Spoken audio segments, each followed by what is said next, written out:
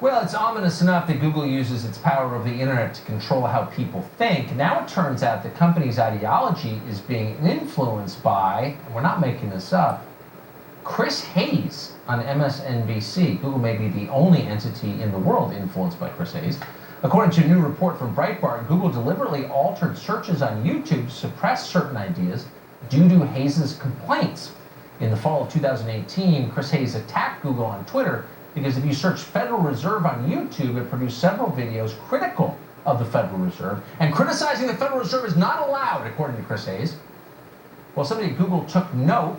Soon, Federal Reserve went on YouTube's internal blacklist, along with other terms like abortion, so that the search algorithm would give priority to certain Google-approved news outlets that Chris Hayes favored. Because again, you're not allowed to criticize the Federal Reserve Bank, according to Chris Hayes.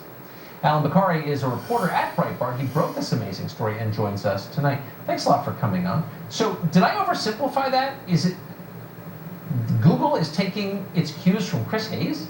No, that's absolutely correct, Tuck. I mean, we've known for a long while now that Google wants to control what everyone thinks. We now know, thanks to this story and others like it, that left-wing media pundits control what Google thinks. And it's an insane standard they have here. It takes just 2 or 3 tweets from a journalist like Chris Hayes to get the most influential video hosting platform on the entire internet, controlled by the most powerful company in the world, to change its search results. And, you know, YouTube says they're just doing this to crack down on conspiracy theories. It's a word they like to use to describe content they don't like.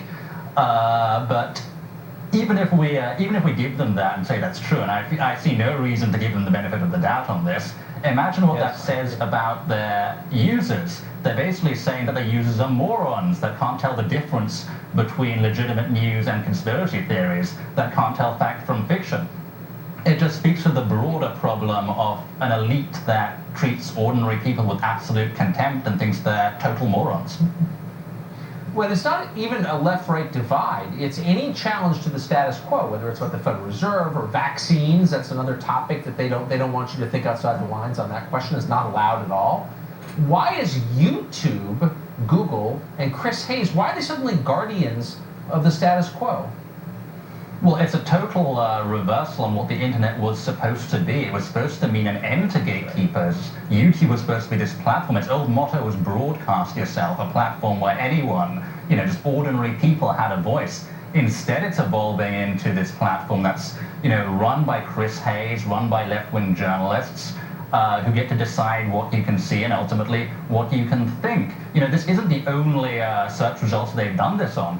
Back in January, Breitbart News reported that they did exactly the same thing in search results for abortion, another mainstream political debate in American politics. And again, it was exactly the same thing. First, a left-wing journalist from Slate complained to Google, and within a few hours, they'd gone into their search results and removed all pro-life videos from the top 10 results. It's amazing. So the unhappiest, the dumbest, most banal people become the most powerful. There's got to be a word for that. Alan, thanks very much for joining us tonight. Appreciate it. Thanks, Tucker. We're out of time.